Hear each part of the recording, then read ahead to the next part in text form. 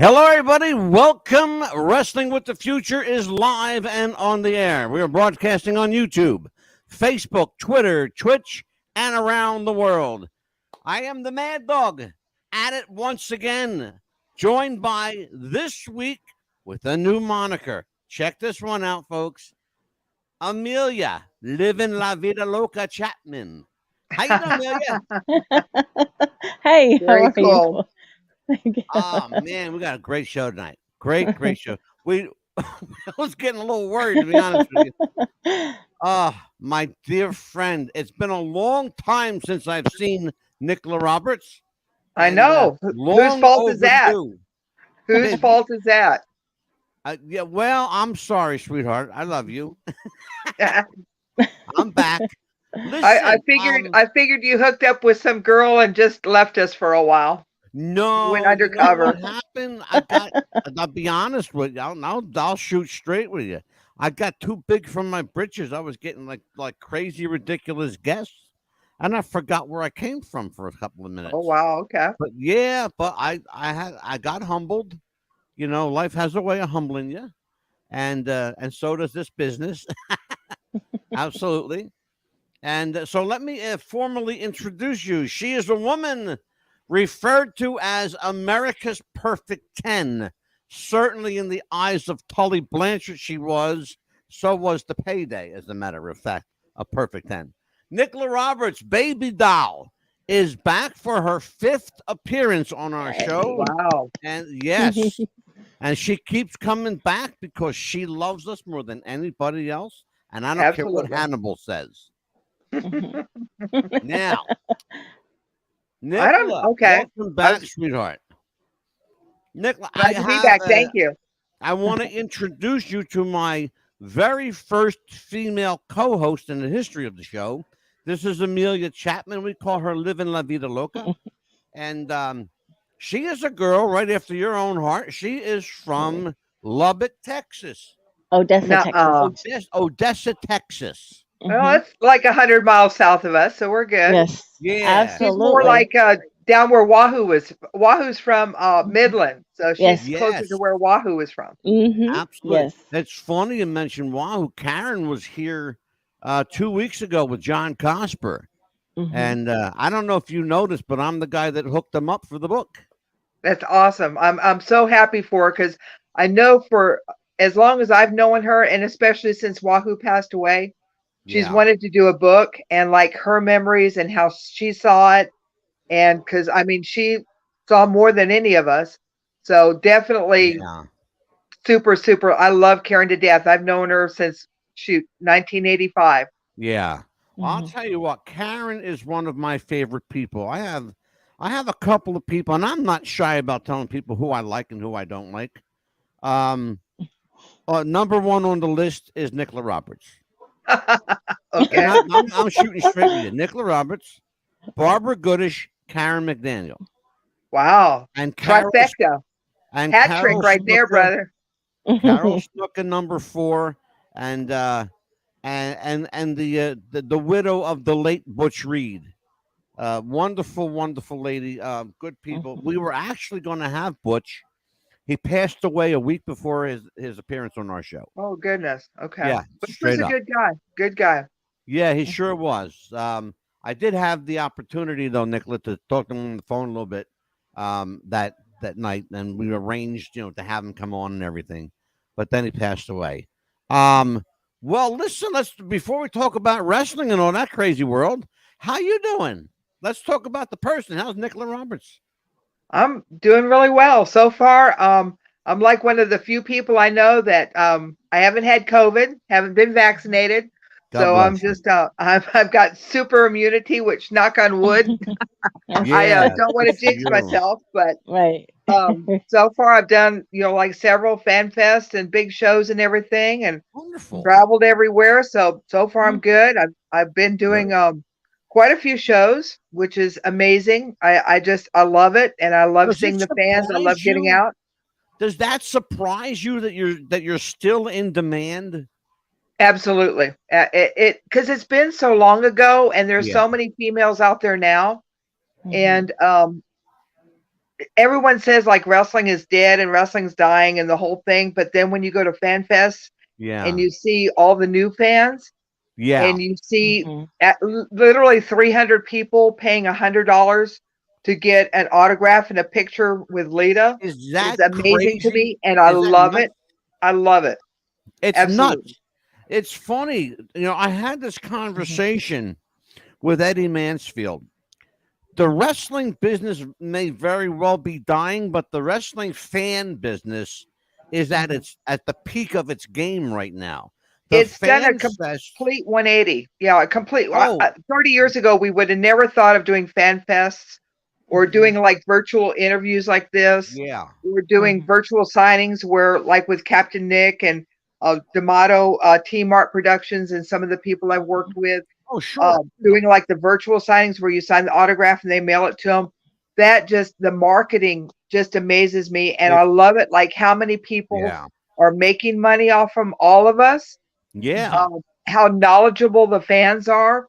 Yeah. And how diverse the audience is. We were sitting in Baltimore and I'm sitting with my daughter and we're like looking at the crowd in front of us. And I was just like, I could only pick maybe 10 people out of this whole audience that I would choose, that I would say that's a wrestling fan. The rest of them I would have never guessed would be standing in line to get it's crazy. Wrestlers. It really is bizarre. Love it. Absolutely love it. I'll tell you what, there was a time that getting close to a wrestler would have been taboo. You wouldn't have been allowed. Oh no, yeah. Now it's encouraged. They put your arms around you, pose together, the whole bit, Right. It's got to be almost surreal in some bizarre way that you're not only are you still in demand, but the younger generation is watching you on the old videos, on the old tapes. Thank God for YouTube. Everyone kind of disses like Vince and Stephanie and Hunter, but I have to wholeheartedly thank them for like putting the whole libraries out there, especially like with Crockett and Mid-South and the whole thing, because if they just tucked it away or no one bought it and it just disappeared or whatever, no one would have seen it. And now, 30, 40, 50 years later, people are getting to see a lot of really, really good wrestling, and it's different from what it is today. Yeah. And I even, for the first time, I guess it was about a year or two ago, I saw my mom wrestle for the first time. They had some videos from Chicago, and I'd never seen my mom wrestle. And I actually got to, there's 4 matches on YouTube that I got to see. Can I tell you something? I watched your mom and dad wrestle today. Oh, wow. I found film of your father. Right. I found film of your father. I don't know. It looked like it might have been, oh my God, I want to say Kansas City. Because there was a sign in the background that said Kansas City Milling or something like that. Right. In the background. So I'm just assuming it was Kansas City. There's a good chance because he wrestled all over from like I think he started like 1952, 53, something like that. Yeah. Until like the mid 70s he wrestled. So yeah, it could have been him. Yeah. And for sure, watching your mom, a beautiful young woman in a day when beautiful young women didn't wrestle, they were home making cookies. Right. But not Lorraine Johnson. Lorraine Johnson was out kicking ass. Well, like in the 50s, when you think of the 50s, women this was the first time that they were really getting out into the job market. They were having jobs. It was the first time that women actually had money of their own. And my mom had her own car. She traveled throughout the world, especially across the United States. She really was a trailblazer when you think about it, like the things that she did back in the 50s when it was looked down upon that women would travel and have money and nice luggage and really nice clothes and be able to take care of themselves. It was absolutely unheard of. Absolutely. Oh my God. And she wrestled in a bathing suit. That was yes. Thank you. And a very nice bathing suit, by the way. Oh, she used to win Vince McMahon a few minutes ago. Vince McMahon and his videotape library. I'm thankful as well to Vince, because were it not for that library, you and I are not having this conversation today. Oh, probably not. No. Yeah. No, absolutely There's a very good chance that you and I not only probably would we not have met, but we certainly for sure would not be having this conversation. Right. And there would be the fan fest and the autograph signings and nothing. It just, we would have been another page in the book is all it would have been. Absolutely. I'll tell you what, as much as people love to see my face and hear my voice, because I am the Golden Pipes, they also want to hear from Amelia, living La Vida Loca Chapman. So you are up, kid. You've got Baby Doll. Oh, yeah? Are you sure I can interrupt you? Don't be a smart ass. Oh, yeah. You see what I have to deal with? You just have to start talking. That's all. He'll stop. Right? She knows me. This woman knows me. Just talk. I'll shut up. Now, Amelia, you've got Whataburgers there. I am so jealous of you. So jealous. You have Taco Villas and I love Taco Villas. Remember those? I miss those so much. Well, actually, I'm in Florida now. I live in Florida actually now. But but you still have Whataburgers though. There's a couple of Whataburgers in Florida. Oh, I miss those so much. I was like, oh. But first of all, I wanted to say happy belated birthday. I did wish you a happy birthday on my wall and on Gino Forever. And you look great for your age, 21, by the way. Oh, no, I just really and truly, I had an awesome birthday. It was my 60th birthday. My youngest daughter, Michaela, took Ryder and I to a zoo. It's a Zootastic, which is right outside of Charlotte. I got the sloth experience. I got to hold a sloth named Willow. And then I also got to hold a spider monkey. I can't remember the spider monkey's name. But we got to hold them, and then we got to see all the animals, and they had so many. It was like cougars and tigers and otters, and the coolest was a little sloth bear. The sloth bear was hilarious. It was feeding time. They were feeding some of the I want to say they're sergays. They're like a small it almost looks like a small cougar. They had tabby tigers, which is a tiger with orange and white stripes instead of the black and white stripes. And they had a liger, which is a cross between a lion and a tiger. And they had the black leopards. Oh my gosh, it was so cool. It was I got to get in on this one. A liger? Yes. What the hell is a liger? It's a cross between a lion and a tiger. Really? Like it's a real thing? A real thing? It's a real thing. It's a real thing. No shit. Yeah. And they're huge. They are so beautiful and they're huge. Wow. And they're just, it's amazing. It was a really, really good birthday. Real good birthday. Yeah. Go ahead, Amelia. Sorry I interrupted you. And they're so, and the baby tigers are so cute. They look like little kittens. You want to they cuddle up to you. I've held them. They had two baby tigers and baby hyena together. Yeah. They had some small ones. Cute. Oh yes. Yeah, I've held one before and they just cuddle up right to you just like a little baby.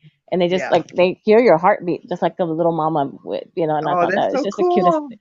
I know. It's like, like you just want to cuddle. But yeah, it's I just wanted to wish you a happy birthday. Happy stuff. You're making me crazy over here. Hey, us girls are talking. Would you be quiet? See? You. So, have you missed me, kid? Yes, we missed you. There you go. I was wondering where you were. I was wondering what happened to you because all of a sudden there was Angelo, and then all of a sudden there was no more Angelo, and I was wondering what happened to you. I kept telling them to bring you on the show. The show was blowing up like crazy. That's what happened. Well, that's good though. Straight shoot. Honestly, I kept asking him to bring you on the show because I kept wanting to tell him I want to meet you. I want to meet you. I want to meet you. Didn't I not tell you that? Yes. I said I want to meet her so badly. Nickla Roberts. Yeah, that's it. See, he asked me who do you want on the show, and I said Nickla Roberts. So Amelia, did you go to wrestling there in Odessa? Yes, I did. Every 2 weeks. And just like you, I had the biggest crush on Gino. Oh, yes. Who wouldn't, right? Oh, Lord. Right. Yep. And I know that you were studying to be an EMT. And I heard that that it was an addition to be his valet. I said, I would go for it too. I said, I would have done the same thing. Say, forget school. I'm going to be a valet. Oh, yes. Oh yeah. It was one of those situations where you sit your parents down and go, I'm quitting school and I'm moving to Dallas and I'm moving to, yeah, it was a difficult discussion, but it's just one of those, if I wanted to do it, I had to just Nickla, go right into it. how much convincing did you have to do with Lorraine and Nick to really like win them over, even though you probably knew in their heart they're going to say yeah, but did they make you work it? Well, in 1985, when all this, well, actually it was 84, whenever I went to Dallas. I was 22 years old. I was grown. You're grown up by the time you're 22. You should be able to make your decisions. Yeah. And it was one of those, one of those discussions where you kind of go, this is what I'm going to do. This is my plan. If it doesn't work out, I can always come back. If it does work out, then, I can always come back. That was a whole deal of like, no matter what happens, I can always go back to school. I can always come back to Lubbock. I'm not going to do anything that's going to cut any ties, or I'm not going to embarrass anybody. It's something that I wanted to do. And even like as a small kid, like watching wrestling and everything on TV, my parents were like, why are you watching wrestling? Because I always loved it. I loved it so much. I was so blessed to be in a family with wrestlers that it was just like the next step, I guess. And then no one really knew what it was. Now, I was going to ask you, how old were you when you realized what mom and dad did for a living? Oh, I was really young. Because my parents, we had wrestling every Wednesday on at the Fair Park Coliseum. So my dad promoted, like my playpen was in the back room. So I grew up in wrestling. I knew what my parents did. Wow. My mom had like one of her old suitcases that had a couple of pictures, and it had a couple of her wrestling outfits and some really nice of the 50s high platform shoes, and just like really fancy. And I get to go through a suitcase every once in a while. And then my dad still wrestled some on the weekends. He'd still go to like Clovis and El Paso and different places whenever I was really young, because he was like still in like his early 30s. So from the time I was an infant, I knew what my parents did. One of the things that you and I never talked about, and I want to talk about it now. You've been at this a long time. You've been in this business a very long time. Was there ever a time during your journey that you decided maybe, or thought about maybe walking away? Did you ever give that serious consideration? Well, I did whenever Sam and I broke up, and I had Micah was like 2 and Michaela was on the way, and it was at that point that it was I could either be a really good mom or I could be a shitty mom and still be a wrestler. Yeah. And I always wanted to be a really good mom. I always wanted to be the Sunny Delight mom. I wanted to be if there was anything I wanted to do in my life, I wanted to be a good mom. Well, and so I think whenever my kids were born, I decided that I was going to walk away, at that point. And then it was really funny. I was working for AT&T in a call center. I was doing customer service and technical stuff with cell phones. Yeah.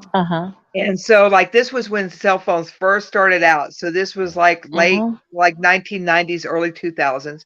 And I was working for a call center. I was working overnight so that if you bought a new phone and you needed to program it or get more minutes, or remember when you could only get like 15 text messages in 30 minutes? Oh, God, yeah. That's whenever I was working with it. Yeah, I worked at the one in Midland, Texas. Yep. I know exactly. I worked at Convergence up in Lubbock. So Rob Feinstein just happened. I forget what it was, but I was working on his phone, and I think he recognized my name or something. But we started talking, and then he contacted me to do one of his videos. Yeah. And it started from there that I did the video for him. That I did a show in Tampa. And then I did the Maryland Fan Fest for Greg Price, the NWA Legends, and it all started again. And it's funny because this part of my career has been longer than the very first part of my career. Because whenever I worked with Crockett and them, it was only like 2, maybe 3 years. And now I've been making appearances since 2004, like really regular. So almost 20 years I've been. Well, and I wanted to, we were going to talk about that too, because that is absolutely true, and I'm glad you brought it up. Your career in earnest is longer now than when you were actively involved in matches and angles for sure. Right, because Dallas, I worked from Labor Day, which would have been September. So September, October, 4 months for WCW. Right. And that was really cool because I did like Reunion Arena. I had the Cotton Bowl. Right. Dallas, it was great. Dallas was awesome because we did some really, really big shows. And then whenever I started with Crockett, that was January of '85. And I worked with them until September of '86. So that's like 2 years. That's all that I really had. And then I had 2 months with Zbyszko. Yeah. And then that was it. So I got a lot done in a very short amount of time. You sure did. And all those people that you mentioned are to this day still very dear friends of mine. Yeah. I'll tell you what, good people too. I love Larry. Larry's just I go to Larry Land about once a week. I go to Larry Land about once a week. Do you the Force Factor, the commercial that's got Larry Elder and Joe Piscopo on there talking about like the vitamins that make them? Joe Piscopo in that commercial reminds me so much of Larry Zbyszko when he goes up and down stairs with wistful abandon or something. That is Larry Zbyszko right there. Absolutely. I can't deny it, and I won't argue the point. You're absolutely right. I want to take a couple of minutes here and bring it down memory lane a little bit. Let's take a look at some stuff. Okay. We're going to take a look at this. You might want, maybe you want to put your glasses on for this one. Okay. I can't see otherwise. Oh, Dallas, the Omni. I actually met the night that picture was taken with Dusty. I met Hank Aaron. Oh, I love that haircut. Look at that. Okay. Yeah. Tully Blanchard. Right. My daughter had those pants for the longest time. They tell me that Tully isn't far removed from the character he plays. Oh no, Tully! What you see on TV, that's Tully. Yes. Yeah, that's pretty much what they say. The picture on my knees there, the fan fest that I was at this past weekend, I got berated by a lady who came up and said, "Why are you on your knees? Why are you subservient to him? Why are you posed like that?" And I thought to myself, I did that for a reason, because I wanted, to show that I was subservient and I'm down and, I'm his, personal 10 and the whole thing. Yeah. So 35 years later, I was still getting heat for the picture. That's how you know that what you did worked. Right. That's how you know that you're working it. There's Tully again.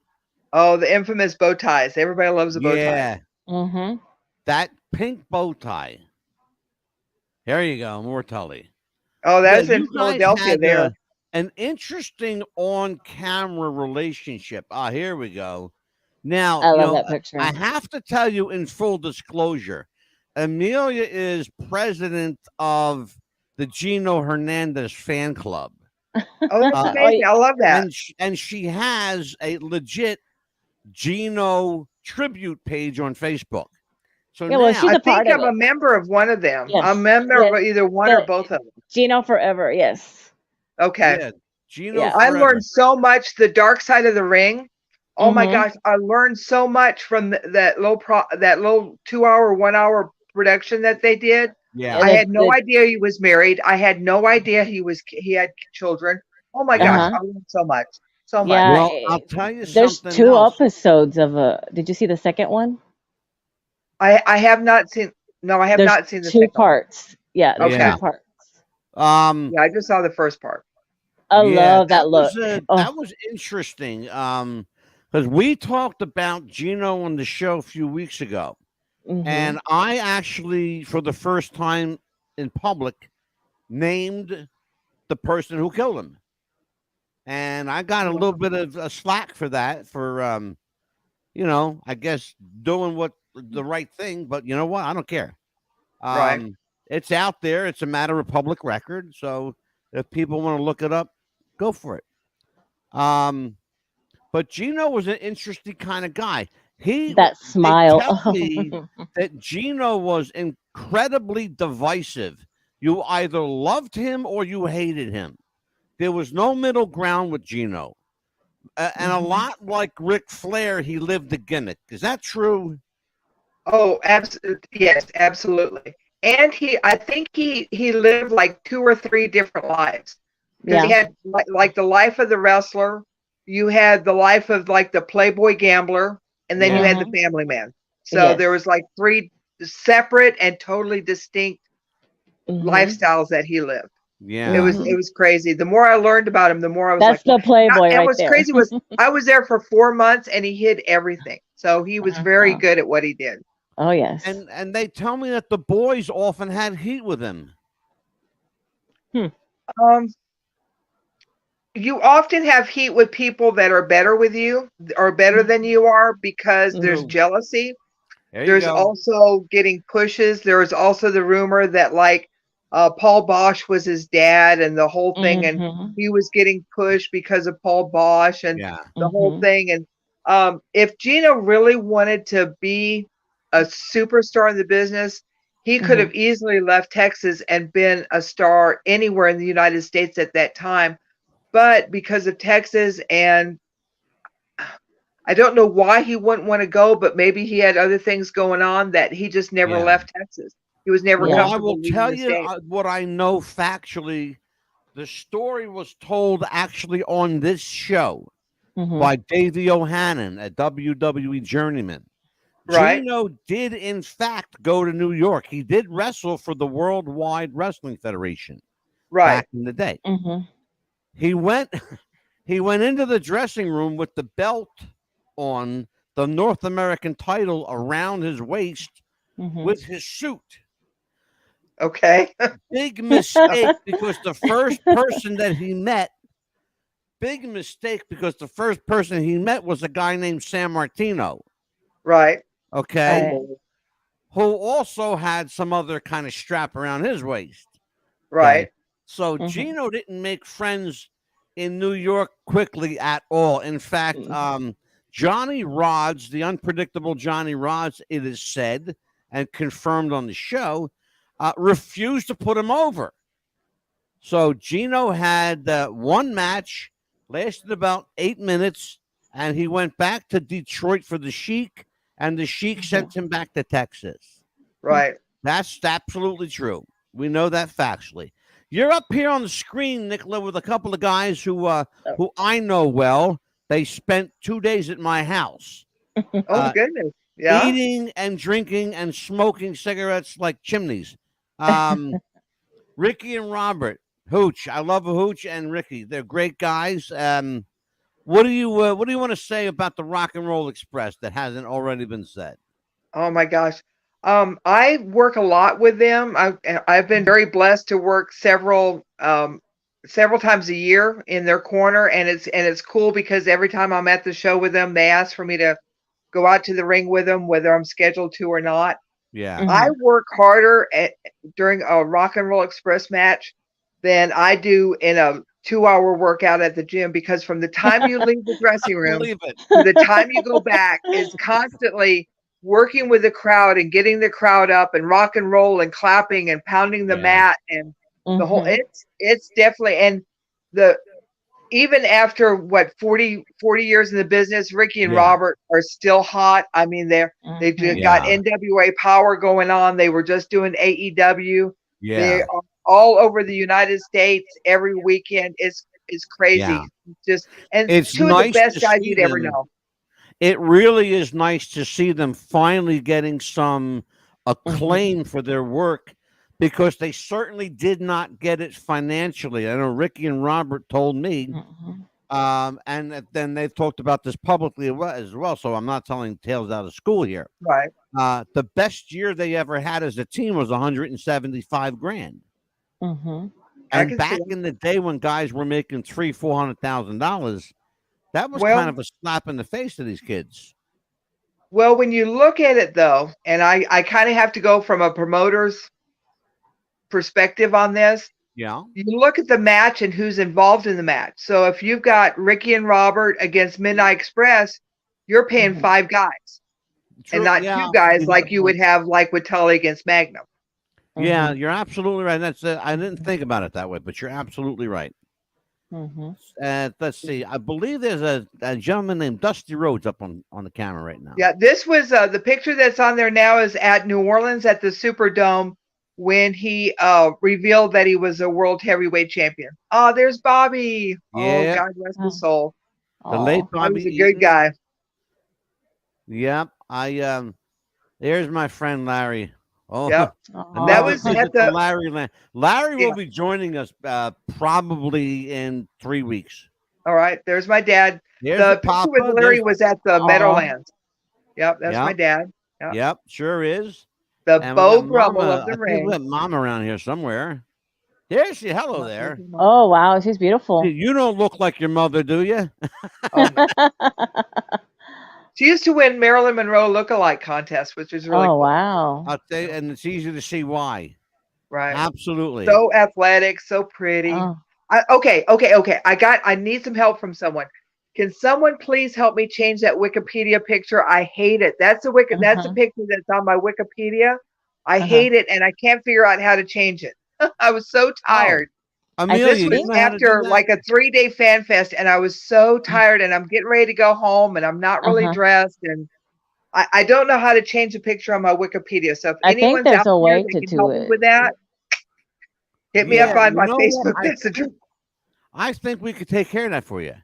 Okay, there's a way to change it. Yeah, I don't think that's a problem. We could do that for you. All right. Yeah. So let's see. If someone could do that, I would be so happy. Yeah. No, well, you don't like that photo? No. It's not Baby Doll. It's like I'm sitting at the movies. Oh, that's your beautiful daughter. There's my girl. There's Samantha. Beautiful. Now this is Samantha Starr. Right. Samantha, I should say, has been a guest on the show before with Baby Doll. Right. And I'm working a show with her March the 13th for Revolution Wrestling. Oh, promoted. She's wrestling, and I'm going to be working with Jimmy Valiant. Ricky Morton's on the card. Barbarian. It's going to be good. Oh, wow. Yeah, Boogie, March the 13th. Boogie. Will you do me a favor when you see Boogie? Tell him Angelo say hi. I will. He mentioned me in his book. Oh, wow. I'm in his book called Mercy Daddy, the Jimmy Valiant story. Yeah, I sure am. Yeah, Jimmy. I know Jimmy for 35, 36 years now. There's Sam, a very young Sam Houston, who, by the way, 4 times on the show with Sam Houston here. Great guy. How long were you guys together? How long were you and Sam together? We first started dating in 80. Well, it would have been 85, July of 85, and then we got married July of 86, and then we divorced in February of 94. So 9 years, something like that. So what was the driving force that was it hard to work in the business with him? 2 people in the same business, was that difficult? No, because we understood. That's one of the reasons I think why we hit it off so well. Oh, and that's a picture in Joplin, Missouri, with my oldest daughter, Micah. We would go to the pool all the time in Joplin. So yeah, that's in Joplin. Yeah. That's like 2002. Sam and I hit it off because, like, his dad was a wrestler, my dad was a wrestler. We grew up in the wrestling business.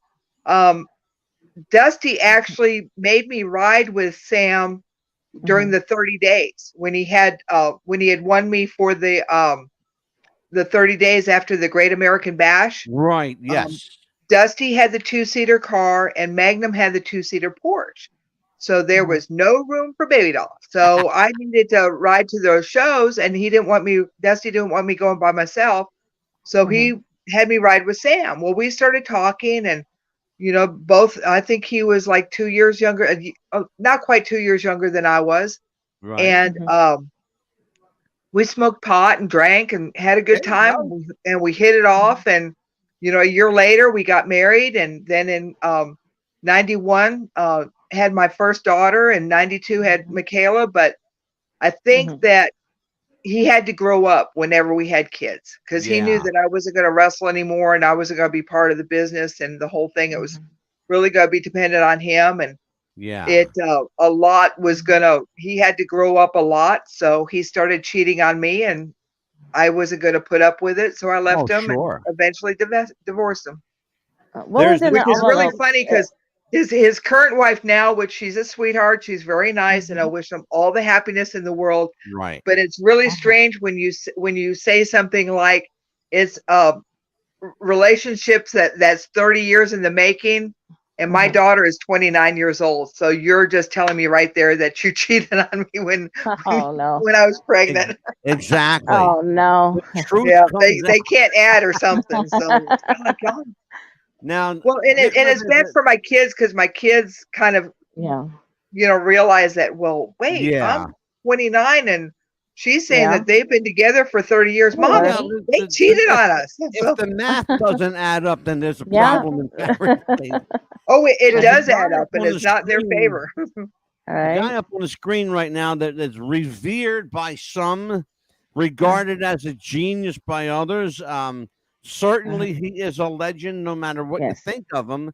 Oh, but absolutely.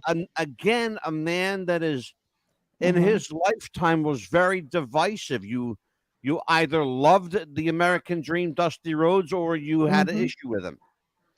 He made me a legend. He made me a star. I have nothing but good things to say about Dusty.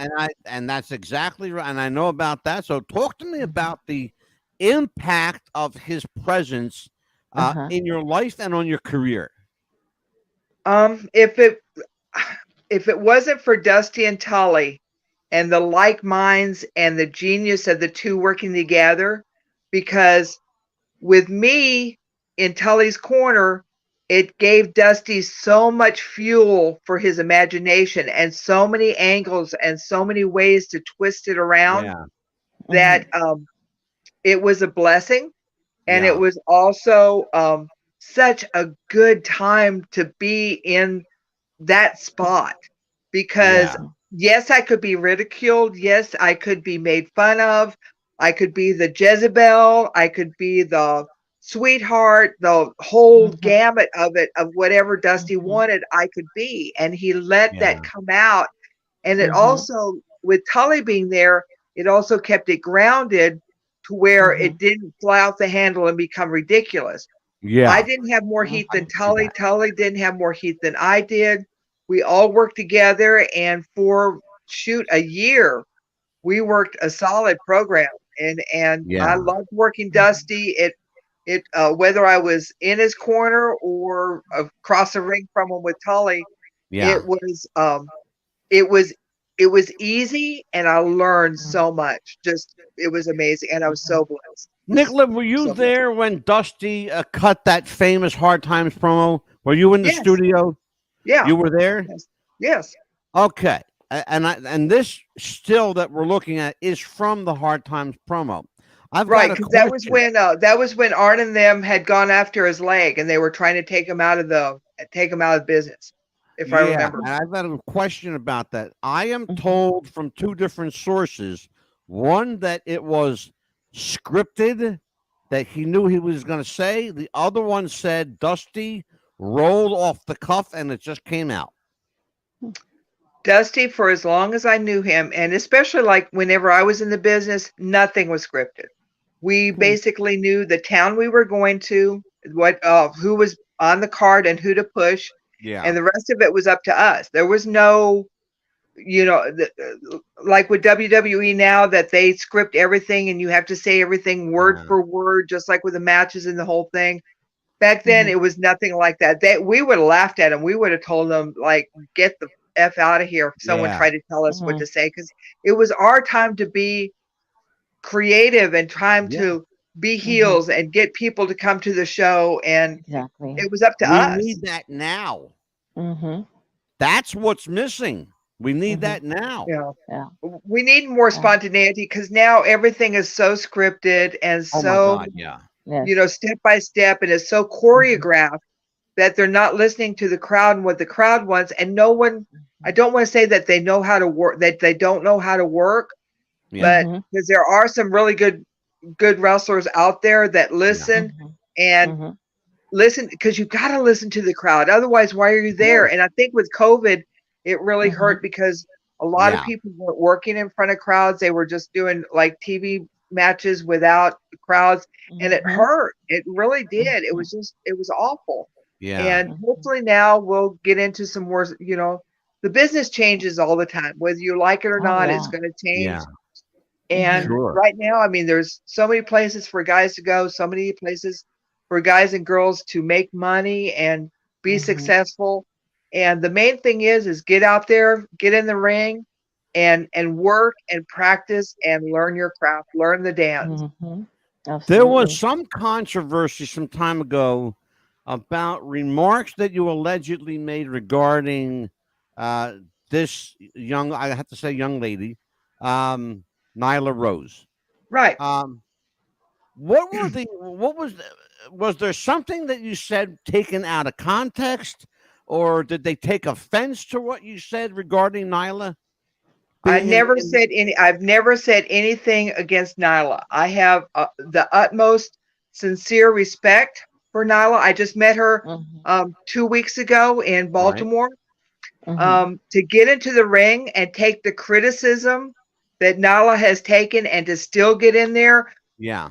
Man, so much gumption, so much fortitude, so much love for the sport, can be such a good heel. I was watching some of the matches, and they were so critical of every little detail. I'm going, I don't care how strong you are. If someone jumps off the top rope and you catch them, and a female wrestler, 130, 160, 180 pounds, you're catching that takes a lot of strength no matter who you are. And Nickla does it, and she's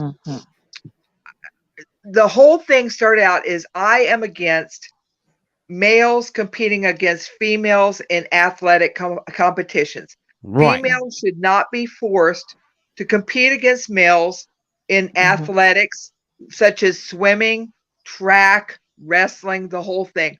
Women like myself have fought for so long. I was an athlete in junior high, high school. I set my high school discus record. I love athletics, and we had the Title IX where it would give like females the same amount of money as the males, but it never quite worked out that way. Right. Yeah. So from the start of whenever I was an athlete, we were always pushed off to the side. Like we weren't sincere about it. We're just in it to see the guys. We're not real athletes, the whole thing. So when you're forcing females to compete against males, it's so degrading. And I don't know why coaches aren't standing up for the female athletes and saying that we cannot do this. It's not fair, and we shouldn't do that. It's just, that's my whole thing. And Nickla is an amazing athlete, but wrestling is not a competitive sport. So it's not the same thing. No. It's just not the same thing. Right. And wrestling has always been, everybody says that, I don't want to say everybody, but a lot of people have said that wrestling is not encompassing, that we don't accept everyone. That's a lie, because wrestling has always accepted the freaks and the geeks and the nerds and everyone that never fit in. We accept you because we like the characters, and we like what we can create. I got news for you, Nickla. If it wasn't for the geeks and the freaks and the oddballs, there wouldn't be professional wrestling. No, I mean, look at how that, like with women wrestlers and midgets and the whole thing, like in the 50s and 60s, they were giving female jobs that couldn't, that weren't, that couldn't work anywhere else, but they could get in there and wrestle and make like really, really good money.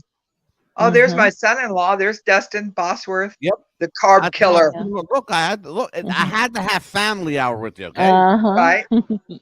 Nates. And that was in Richmond. That's in the famous brick wall in the Richmond College. Oh, Escobar. My husband hates that picture. Oh, God. I was going to say, what's the story behind this photo? we were as Chris Escobar had a party up in Virginia, and it was just kind of one of those like funny haha pictures. Yeah. Except Chad doesn't. Haha, funny. Yeah, Chad doesn't think it's so haha. Well, this was like 10 years before I even met Chad, so that's ASW for Gary Dammer. Oh. And last but not least. Yeah, Southwest Pro Wrestling, yes. Yep. And so your career comes full circle, young lady. Oh, yes. You went to a little bit too fast, but I was going to ask you about that envelope that was in front of Dusty. What was in that envelope? Oh, I knew that was coming. Everybody wants to know what was in the envelope. Right. It's so crazy because I really don't know where they were going to go with the angle. I have no idea. I had heard some rumors, like what they were kind of thinking of, but not really sure. And then I guess they'd gotten upset that I had gone to a couple of shows with the WWE to go see Sam. Actually, it was WWF then. Yeah. And I'd taken a couple of days off, and on my days off, I went up to go see Sam. And I want to say it was in Ohio or something, but I can't remember exactly the days. And the Crockett office got mad that I went up there. Well, then when we did the deal where I handed Dusty the envelope to let him know that I knew and I was going to get him, and I was supposed to give him the kiss, and it was supposed to be like the kiss of death. Yeah. And I can't remember them describing like how they wanted the kiss or anything like that, but I guess it was supposed to be longer than what I just kissed him. But whenever I did the kiss, I had just gotten married to Sam. Yeah. Dusty was married to Michelle. He had just had Cody. I think Teal was either there or on the way. So he had babies coming. I thought it was very disrespectful for me to, like actually like kiss him, like Magnum kissed me before the Starcade thing. And I thought more of the, I got you, was much more devastating than to like really kiss him and the whole thing, because that would have been sloppy. Oh, yeah. So I guess like the length of the kiss is what got me fired. But no, really? The envelope, I actually have the envelope, and I had asked Dusty a while back, like, what should I tell people? Like, I've got the envelope, like, what do I tell them? People are asking. He said, never tell them. He said, once you tell them, they'll never ask you again.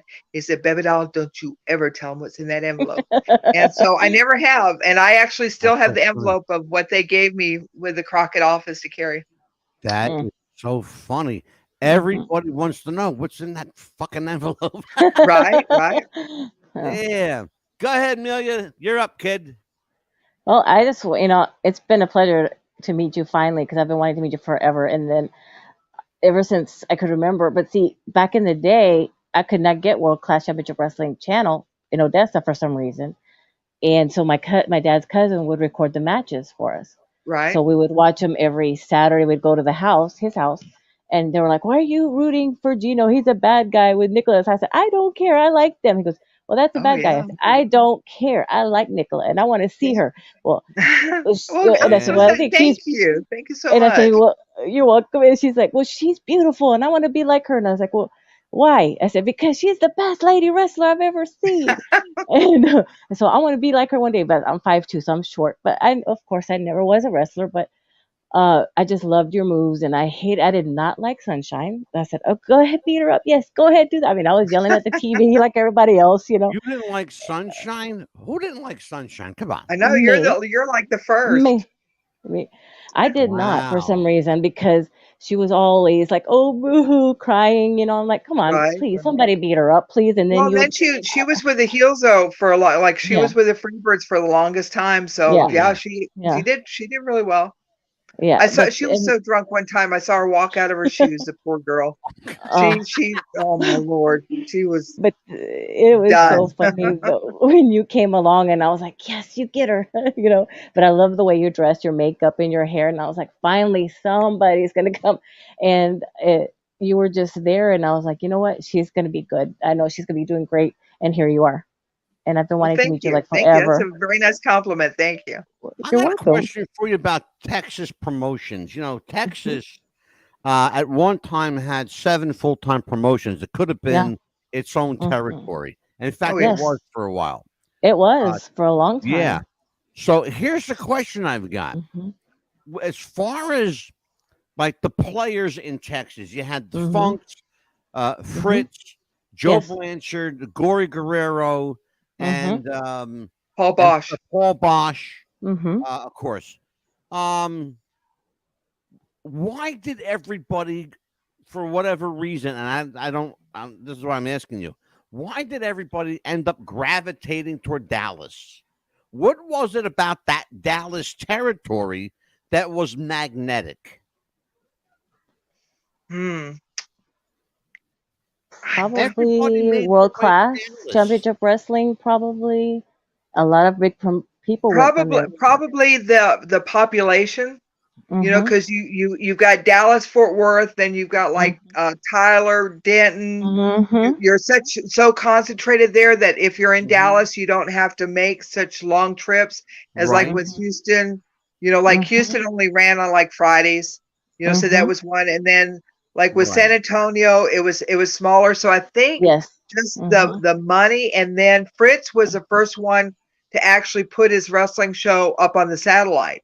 So Yes. that world Uh-huh. True. class was actually Yeah. world class before anyone Hmm. else was. It was actually like a worldwide production before Yeah. Hmm. anyone else. So Hmm. probably like the notoriety and getting your Hmm. your name out there, because once you worked Dallas and got on the satellite, then you could go Hmm. anywhere in the world and work. That would Hmm. be my guess. Amazing. Right. That's remarkable. Yeah, I was thinking Hmm. about that, and I thought to just today. In fact, I was watching a lot of Texas wrestling, you know, Hmm. in preparation for this interview, and I thought to myself, then you had Dallas, Amarillo, Right. El oh, Paso, oh, San Antonio, I'm Houston. telling San Antonio. You you. had Hmm. Houston, Paul Bosch. You had all of these, like, you know, meccas, like mini meccas, if you will, Hmm. of Right. wrestling. But everybody, for whatever reason, they all made their way to Dallas. You Right. know, Hmm. And Paul yeah, I Bosch would say it had, would be because of the TV, the TV, because Hmm. once you got on the yeah, satellite, then that would open yourself up to go anywhere. Because see, people were still working territories back then. yeah, Because you had Hmm. like true, Portland, you yeah, had California, you had Minnesota, Kansas Hmm. City, and once you got on the satellite, then that took you up to a different level. Because then you could Hmm. go into like Kansas City or Minnesota, and people would Hmm. already know who you were. Well, if Hmm. you worked San Antonio, only yeah. the people in San Antonio knew who you were. Hmm. Nickla, before you ended up going to Atlanta, Hmm. did you work a certain loop in the Southwest area, in the Texas area? Was there a loop that you guys did weekly or monthly? Do you remember what it might have Well, been? like Fort Worth was on Monday nights and Hmm. Dallas was on Fridays, Fridays. and Yes. kind of like everything else was kind of sprinkled around. I don't remember anyone else having like specific Right. night. Like Were there San like Antonio was spot Sunday shows? night. Kind of Yeah, spot shows? A a lot of spot shows. lot of Yes. spot shows? Hmm. Okay. Yeah. Yeah. And then besides the television, of course, Fritz had the satellite. And by the way, if people don't know this, the Hmm. people responsible for getting Fritz that satellite Hmm. was a religious channel called TBN. People don't Hmm. remember that. It's true. Check it out. But how important, Nickla, was?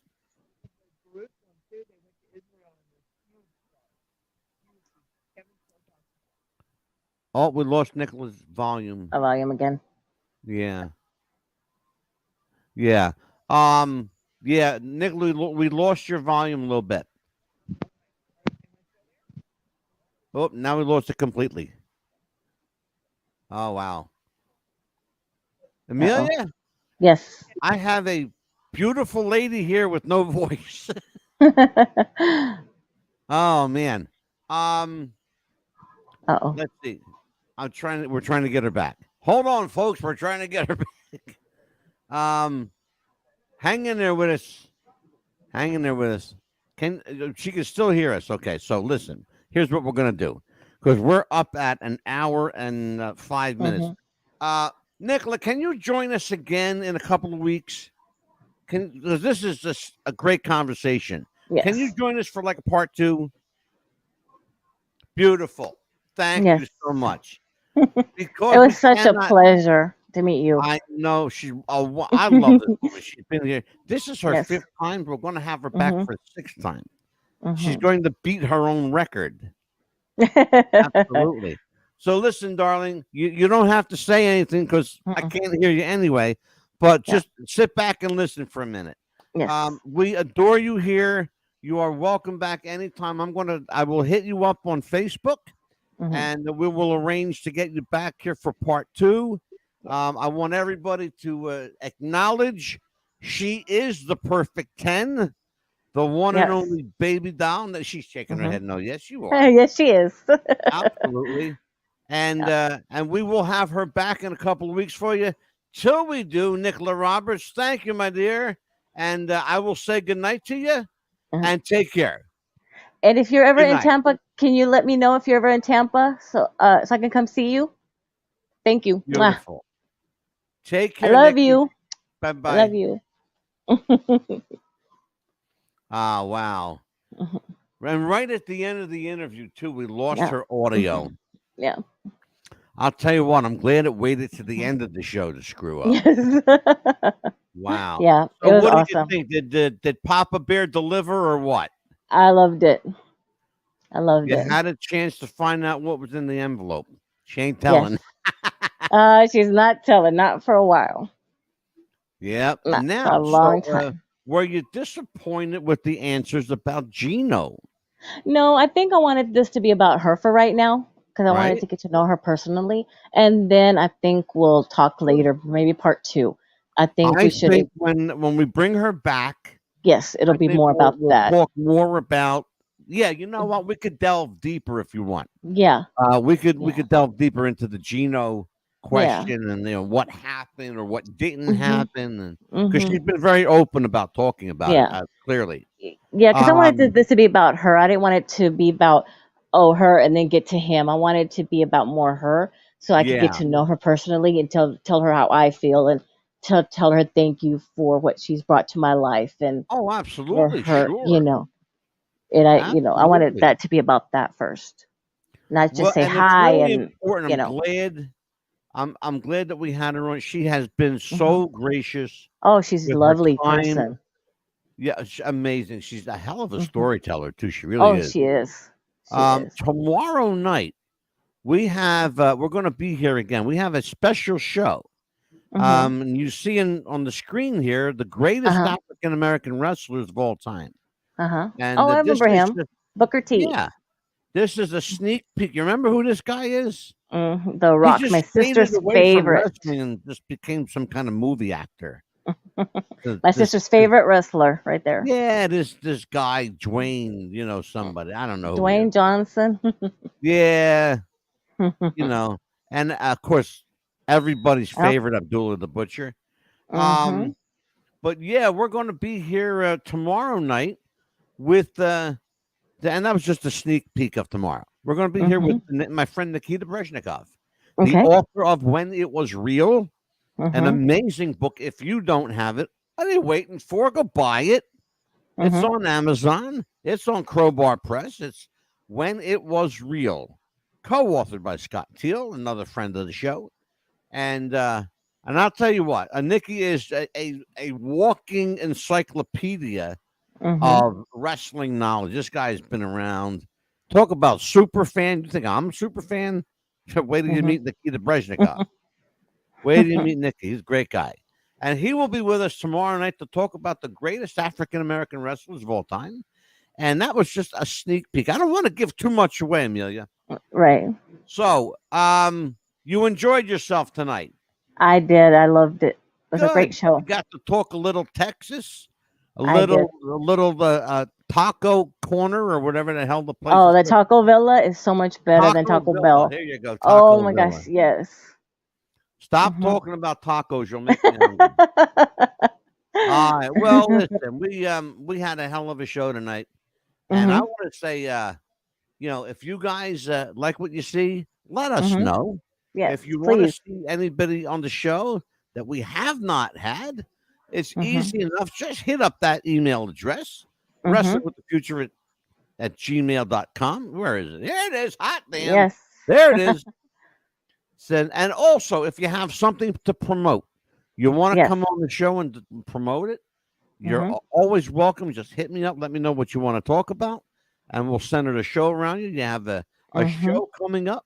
You have an event, a fan fest, autograph signing you want to talk about. Come on the show. We'll talk about it. We'll make you feel like $1 million, and we'll only charge you $100. No, I'm kidding. We'll charge nobody. So that's where we can be reached. Amelia, where can you be reached for the fans who want to reach you? My email is aachap, CHAP70 @gmail.com. There you go. There you go. And I can be reached at maddog@gmail.com. I can also be reached at WrestlingWithTheFuture @gmail.com. And other than that, you can't reach me. No, you can find me on Facebook. Find me on Twitter. I'm on Instagram. We are on at Wrestling with the Future on Instagram. And God, where else? I mean, we're kind of everywhere where you can find us. We're there. Did I? Absolutely. Do you realize what I just said? Everywhere you can find us, we're there. Only I could come up with a gem like that, and I like it. It's an original. On behalf of Amelia Living La Vida Loca Chapman, I'm Mad Dog DeCipio. Take care, everybody. Good night. Good